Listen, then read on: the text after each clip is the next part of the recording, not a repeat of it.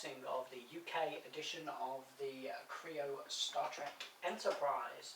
I'm David Zabelia, and with me is Sven Hartley, the founders of Geekology. Okay, first of all, the Kre-o range in the UK consists of, is it just these 5 or the other ones available yet? There's a bunch of other ones available at the moment, but you try getting hold of them. They're allegedly out there. Okay. These are the European packaging ones. We don't know what the difference is between the American ones because we haven't been able to get our grubby little hands on them. Originally they were supposed to be in stores in the UK. In April? And they actually hit stores in the UK 2 days ago. Well, no, but they're not on the shelves well, yet. No, you can order them online. But that's it. Okay. Yeah. So, okay, these particular ones came from Geek-station, which is www.geek-station.co.uk. which is ran by me.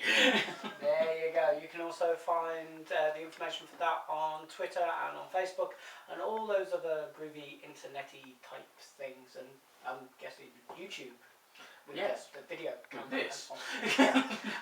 Don't worry, we're not going to bore you for too long. What we're going to do is just do a standard unboxing, and then we're going to go into time-lapse photography of building the actual ship from a couple of different angles. We'll have one static above and then static side shots of us doing it, and then there'll be a short video at the end where we run through what we thought of actually building it. So let's get on with the unboxing. If we move the little mini ones out of the way.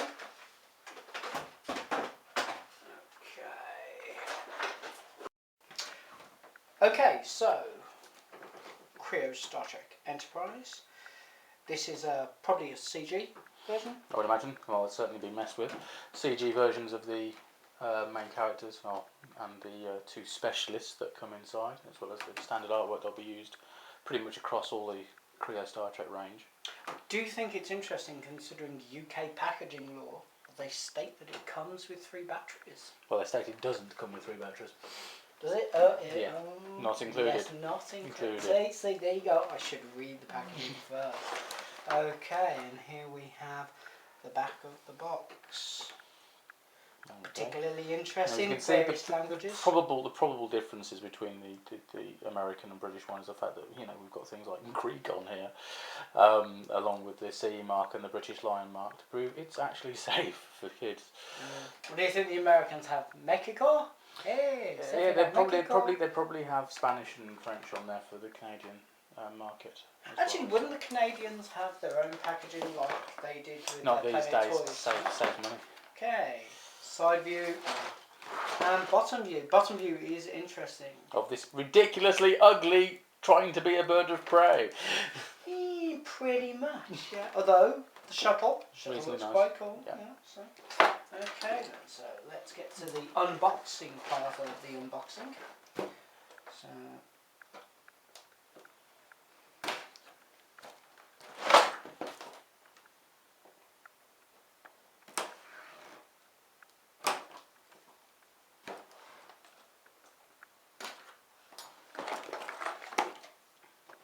just move that little handle out of the way and flip up. Oh, bit disappointed. Normally they put separate sections in for this type of thing.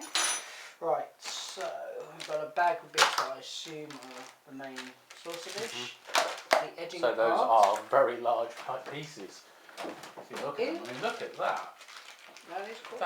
Those are chunky. No wonder it's only 400 and something or other. Display stand with the nacelles. I presume this is a display stand. It's got a section in there for batteries and a power switch on the bottom, little blue switch just there. So I'll put that to one side. Obviously the base part of the section. A bag of bits. More bits. More bits. Aha! Oh, there you go, there's one of them there.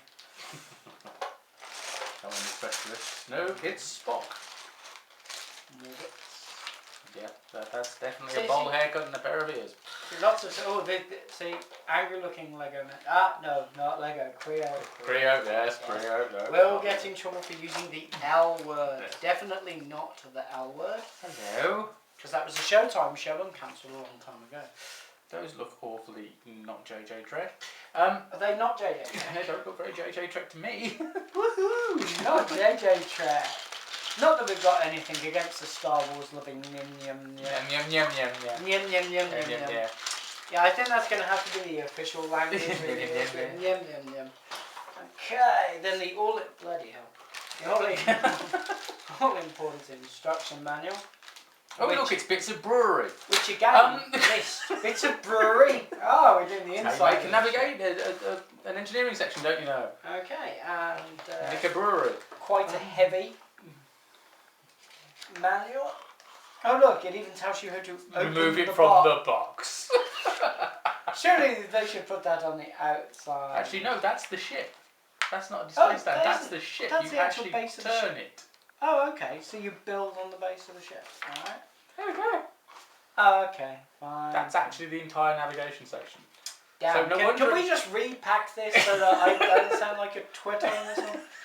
Because it might be nice to actually do a podcast where, you know, I don't sound like a twit. Well, some of the feedback I've had on Facebook actually is when people have seen the packaging shots and they've gone, it's only 400 and something or other pieces.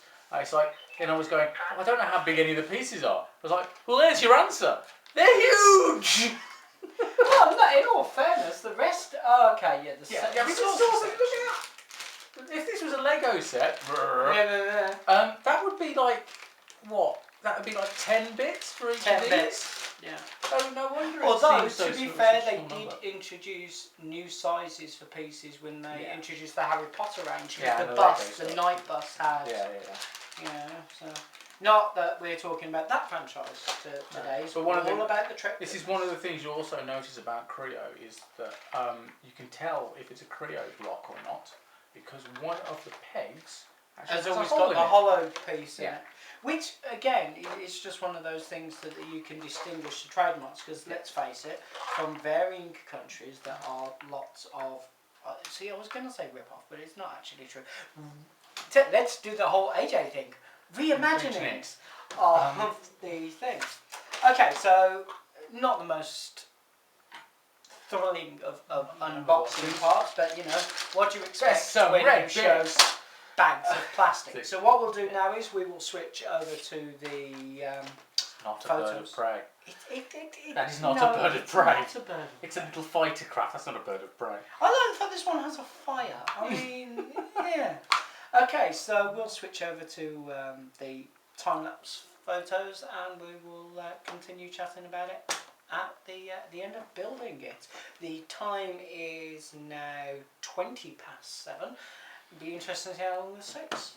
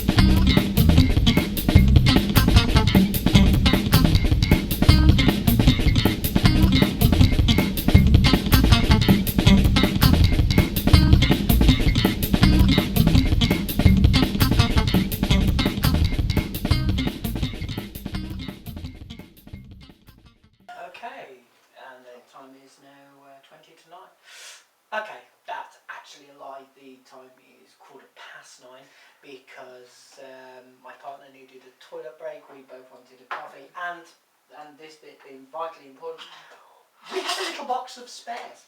Now, we know that these are construction blocks that are put in to make applying pressure to certain sections of it as you're building it easier, for which you have to give them 10 out of 10 for. It's a good idea. These bits look important, and they're listed in the manual, aren't they? Yeah, they're listed there as part of the kit. Unfortunately, they're not actually listed, mentioned, or otherwise indicated in the construction process. So, yeah, so we don't know what those are. If you're really paying attention to the stock photography, and by the way, future Sven, when you're editing this, have a gander through it. And you know what these bits are, or where we miss them out, feel free to message us on the Geekology website, the Geekology page on Facebook, we're on Twitter, we're probably on some very clever other thing, internet-y based. I don't do the internet stuff, he does the internet stuff, I just buy the weird. it'll all be on the comments below. Yes, it'll be on the comments below, so feel free to mention those. Okay, so toilet breaks are done. We're up for the pros and cons for you. Now, obviously, we were chatting a lot whilst making it, which I have to say, it's been so many years since I actually made something like this. Yeah. Whilst you know I'm not a big Star Wars fan, or in fact a Star Wars fan, I just happen to think that, you know, lightsabers are cool. And that's pretty much it. Well, that's pretty much it for me. But I did get the Lego Yoda Okay. a number of years ago when they first released it, just because at the time Lego had never released franchise bits. Yeah, Before. This was license, long yeah. before the Harry Potter stuff came out. Yeah, So it was the first big franchise piece they'd ever released, and it's big. It's big and it's heavy. It's not exactly the Death Star, because No. that's £400, ridiculous. Oh, you know what? I looked at that, to be brutally honest with you, after I'd made the Yoda, because I got the Yoda as a Christmas present, because my parents know to shut me up on Christmas Day, buy me Lego. Even in my late 30s, still buy me Lego for Christmas. So it took me like 4 or 5 hours to build it, but it was awesome. And I really enjoyed it, and I did look at the Death Star and saw the price and went, £400, that must be really heavy Lego. Picked it up and went, it's all grey, jaggedy bits, and no, I just, it didn't look fun. Yoda was kind of fun.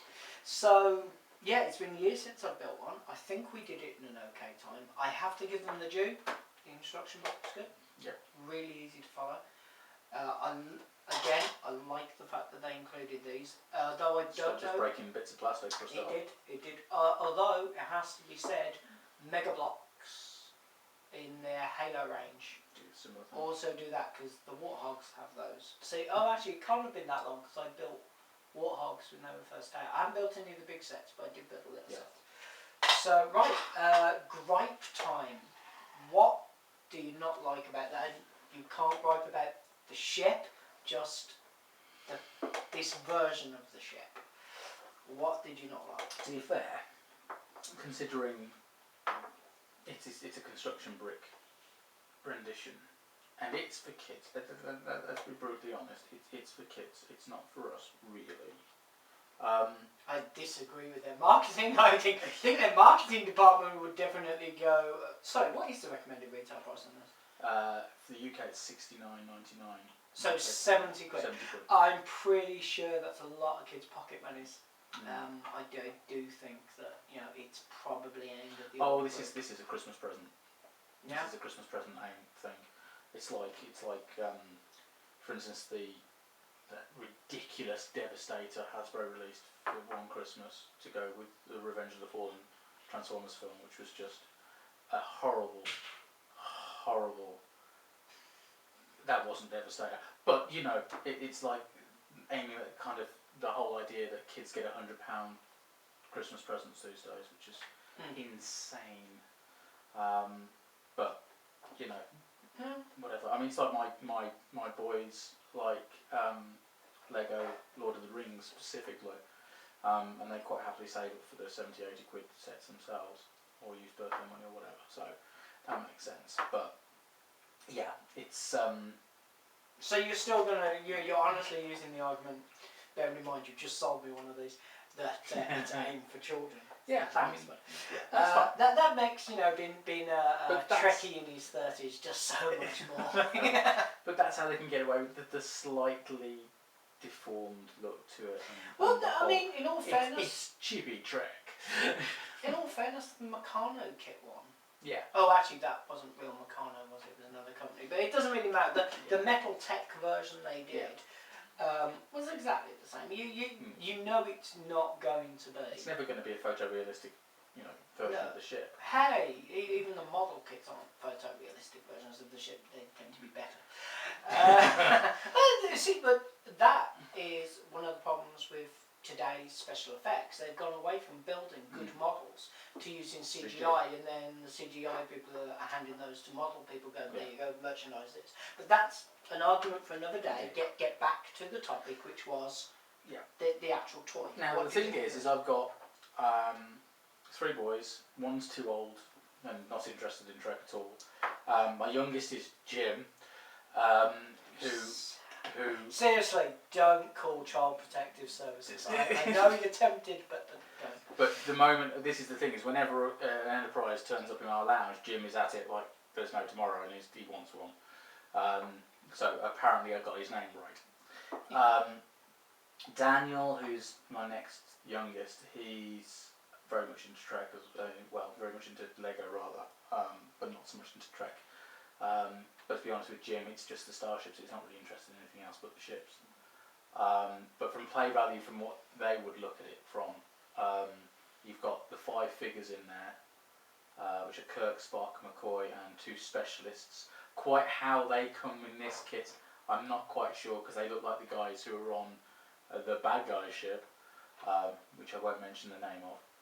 Yeah, they are wearing Section 31 uniforms. Section 31, so it's like, on the ship that should have been called Excelsior. Spoiler, if you haven't watched the film, read the book, or done anything involving the new Star Trek movie, Section 31 is mentioned. Yes. One I mean, that's quite cool where you can fold down the view screen, but it's not exactly a full-size view screen, but chibi Trek is fine, it's cool. I hate it. I hated this bit. Actually, partially annoyed me. I'll tell you why it annoyed me. They put the cool little hinge in for the view screen. Yeah. They put the hinges in for the warp nacelle, so you could have a look at the buzzard ram scoops. Which, by the way, blue, red, blue, red, blue, red. Somebody ought to tell AJ not all the special effects have to be blue. JJ, I don't care. It's that. So they put hinges here and here and here, and they're perfectly. What's that new thing the government keep banging about?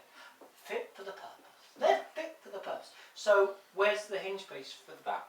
Yeah. And also, okay, since we're saying it's chubby Trek, now we both agreed it's chubby. Would it have killed them to put an extra layer of bricks in so that you could put the saucer section down on top of it and it sit flush with the men in there? I mean, it's bobbling about. That for me annoyed me. I'm guessing that's just Kirk's hair. It could be Kirk's hair. Yeah. Maybe they took the whole triple thing and they're going to double these up with triples. I like the fact as well. Oh, look, it's Bill Shatner. Whatever. Don't knock the shit. Okay. Although I found that quite interesting about the film as well. They really kept it quiet that Spock was the Nimoy version of Spock was in it. But getting back to this, which was, and they actually put a Kre-o brick, a specific brick with Kre-o on it, in the toy, which if it was hinged would look beautiful, but no hinge. So as far as I'm concerned, it loses points for that. The other thing for me.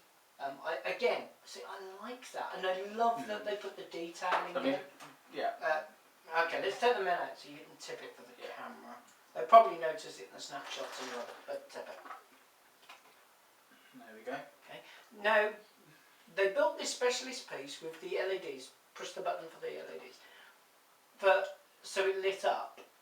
Now, the Main effector dish lights up, and the 2 warp nacelles light up. Well, only the front, only the buzzard round scoops actually Which light are up. the wrong colour. So why not? Would it really hurt them to put an LED on the inside there so that lit up? I mean, they made it out of clear plastic.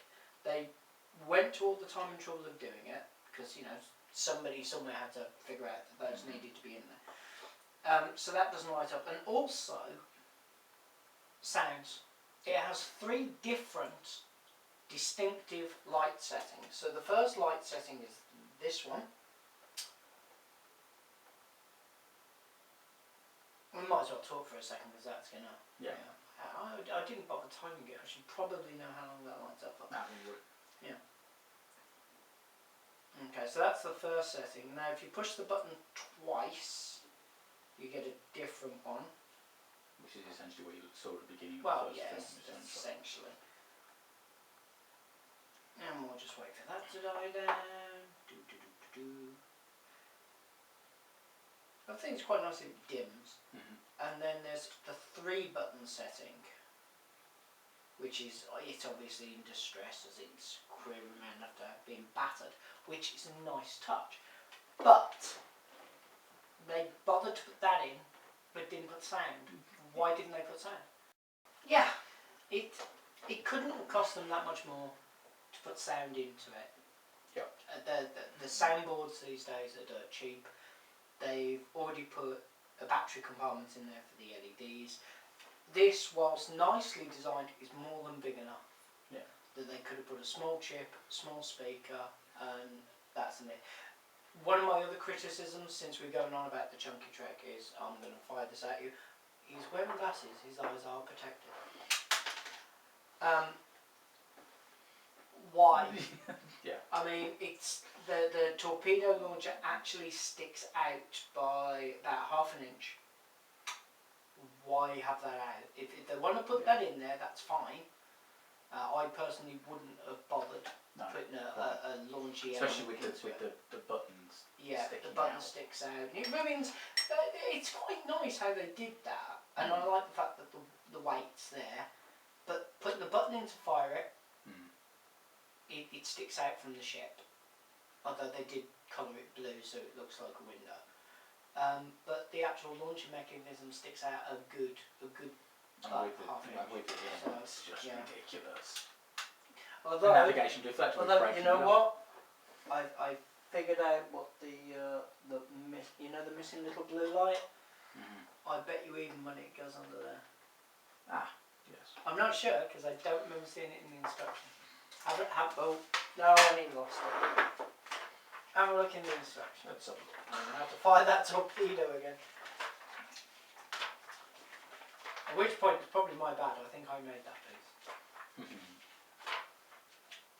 Well, we found out where possibly one of the spare bits came from. There doesn't appear to be a mention of it. There, it'd be in this section right there, because that's where... Nope. Nope. Yeah. Well, I'm going to put it there. There anyway, because that would make I'm sense. going to put it there because it looks pretty. Yeah, that does make sense. So, yeah. But on the plus side, I think the stickers, that they were really easy to transfer over. They, unlike a lot of kits of this variety, the stickers were edge to edge flush, so you didn't have to worry about unaligning them. Don't tell me. Down. I believe it should be on the bottom. Yeah. No. Okay. Well, as I said, that one would be my bad because I actually messed that up. But if that blue. I'm still going to lighty stick the bit. little Yeah, blue that makes bit on there sense. because I think it looks better. Yeah. And besides, we have it spare, and the last thing I need is more spare bits. Of course. So the men, I like the figures. I really like the fact that both the arms and the legs are ball and socket. Nice. Are ball and socket. Yeah. So that it does make them more posable. If that's something you really want in figures this size. I also like the fact that the hairs are a version of rubber or very soft plastic, so that that adds a little bit to it. Paint job on the figures is good. The accessories are good. I really hate that they bothered. Yeah, why bother putting a full-on torpedo? I mean, it's interesting that they've attempted to get the pattern of the uniform on there. Yeah, Which is, yeah, I'll agree with that. we should get a photo of that. Yeah, eventually. get a photo and put it onto the Yeah, thing of that. That's So pretty cool. that's pretty cool. And weirdly enough, the logos on the centre of the chest pieces are accurate, and Yeah. you need pretty good eyesight to see that. So there you go. So yeah, I'd give it a 6 out of 10 for entertainment value. I enjoyed building it, but I think that was more the fact that me and you were bantering as we were building it.